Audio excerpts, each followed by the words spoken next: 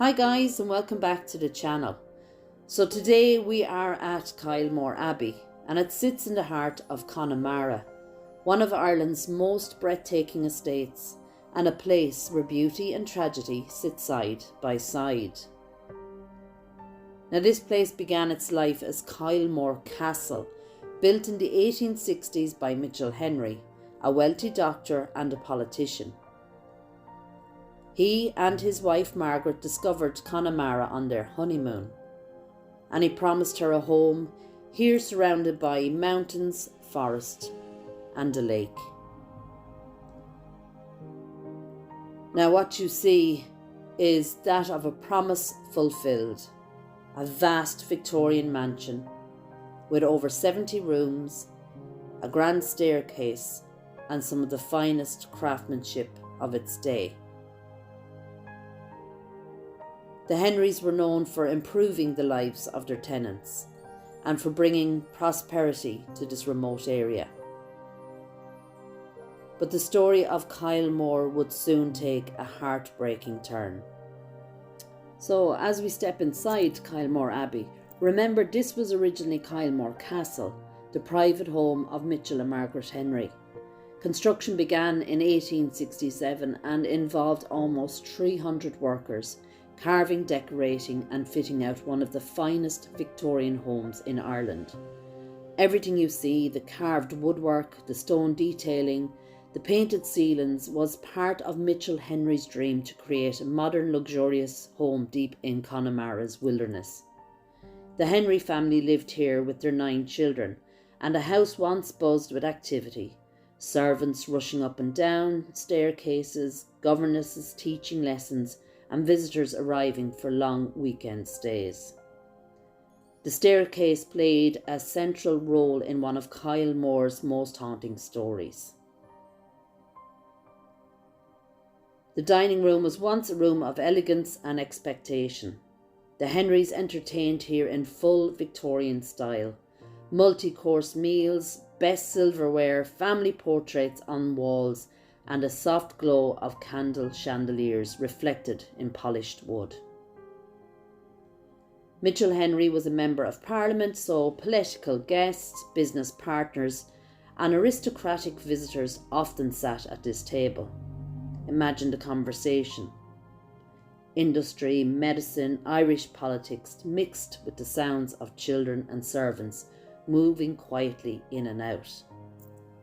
Now, after the Henrys left, the castle was purchased by the Duke and Duchess of Manchester. Their lifestyle was extravagant and their debts were notorious.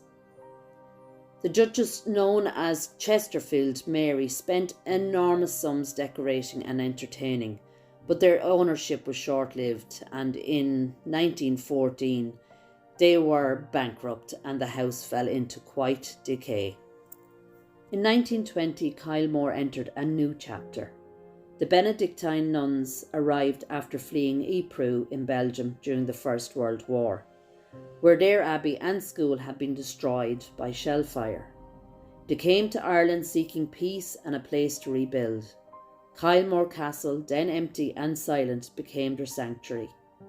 They transformed a great Victorian house in a monastery, opened an international girls' school and restored the walled gardens and woodland paths. For almost a century, their school educated young women from all over the world. Today, Kylemore is still a working monastery, and the nuns continue their Benedictine tradition of prayer, study and quiet work, preserving both the estate and its history for generations to come. But the echoes of the past remain everywhere, in the castle, in the church, and in a quiet mausoleum hidden in the woods. A love story, a tragedy and a legacy that still draws people from all over the world. So now we are taking a short walk up to the church. And just here you will find what remains of the boathouse that belonged to the estate here. This was actually uncovered when they removed rhododendron. The whole estate is absolutely stunning, and a reminder of the love and tragedy that still lingers in the air. So this is the church, and the church itself was commissioned by Mitchell Henry in memory of his wife Margaret Henry, who died while travelling in Egypt in 1874.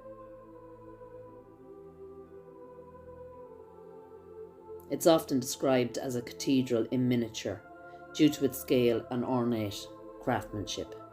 A quick look at these markers. They're all the nuns that were buried and that lived in the abbey.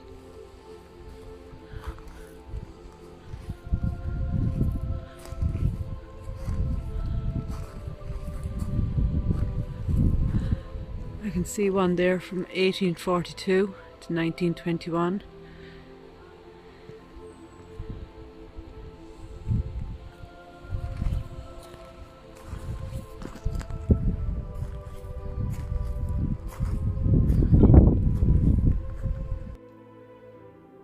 So the style of the church itself is Gothic revival or neo-Gothic, popular in the 19th century.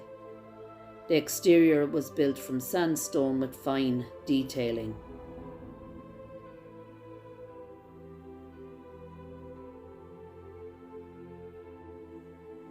The church is a tribute. It stands as Mitchell Henry's memorial to Margaret, built out of affection and loss. The use of Irish marbles symbolically links the building to Ireland, a country Margaret loved. The materials themselves carry geographic and emotional weight. The gentle carvings of flowers, birds, angels reflect a more personal, loving memorial tone, rather than a severe, grim Gothic funeral sculpture one might expect. It was originally built for Anglican worship in line with Mitchell Henry's background, and later rededicated as Catholic when the Benedictine community arrived. It underwent significant restoration, and by the late 20th century the church required extensive repair. A restoration was completed in 1995 and officially opened by Mary Robinson, the then President of Ireland. Today the church hosts not only religious services, but also musical recitals, poetry, readings and special events, making it both a heritage site and a living cultural venue. As you move from the abbey, then into the church, and then we will move on to the mausoleum, you just have to realise that this was built from love. The church stands between the castle of life and the quiet woods of rest.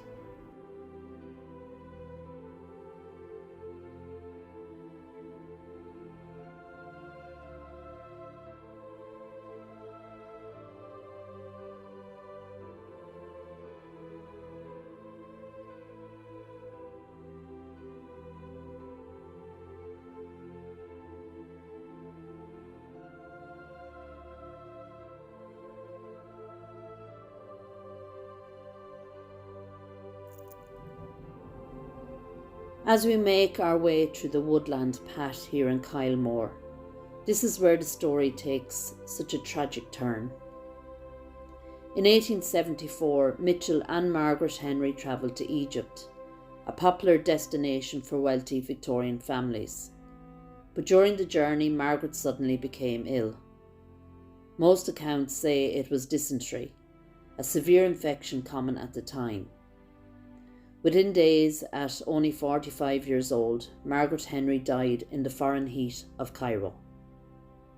Mitchell obviously was devastated. He refused to leave her behind. Her body was embalmed in Egypt so it could survive the long journey home. This would have involved the Victorian method, preserving the body with chemicals and cooling salts, allowing it to be transported across the continents. When Margaret finally returned to her Kylemore, Mitchell arranged a wake unlike anything this valley had ever seen. Local tradition says she was laid out in a glass coffin, a Victorian custom used for prominent or deeply loved figures. The story goes that her coffin was placed beneath the grand staircase inside Kylemore Castle. Family, friends, tenants and workers from across the estate came to pay their respects. Some say the room was filled with flowers, others say candles lit along the halls, reflecting off the glass, giving her the appearance of sleeping. After the wake, Margaret's body remained in the house for several days before Mitchell created a permanent resting place for her here on the estate. And that brings us to here, where we're walking, the quiet little mausoleum hidden in the trees. This is where Margaret was finally laid to rest, and where Mitchell would eventually join her. Mitchell, who died decades later in London, and even after leaving Kylemore, he returned to rest here beside Margaret forever. Some accounts mention that a later Henry family relative may also be interred here, but the mausoleum is primarily the resting place of Mitchell and Margaret, the couple who shaped Kylemore and whose story still lingers in these woods. It's just a tiny building, simply yellow and red brick, almost hidden in the greenery. As I make my way back towards the abbey, the path feels different. Behind me lies a tiny mausoleum hidden in the woods, but inside it rests a love story that shaped this entire valley. Margaret brought home from Egypt, and Mitchell, who couldn't bear be anywhere else but beside her. Time has softened their footprints here, but their story still lingers in the silence.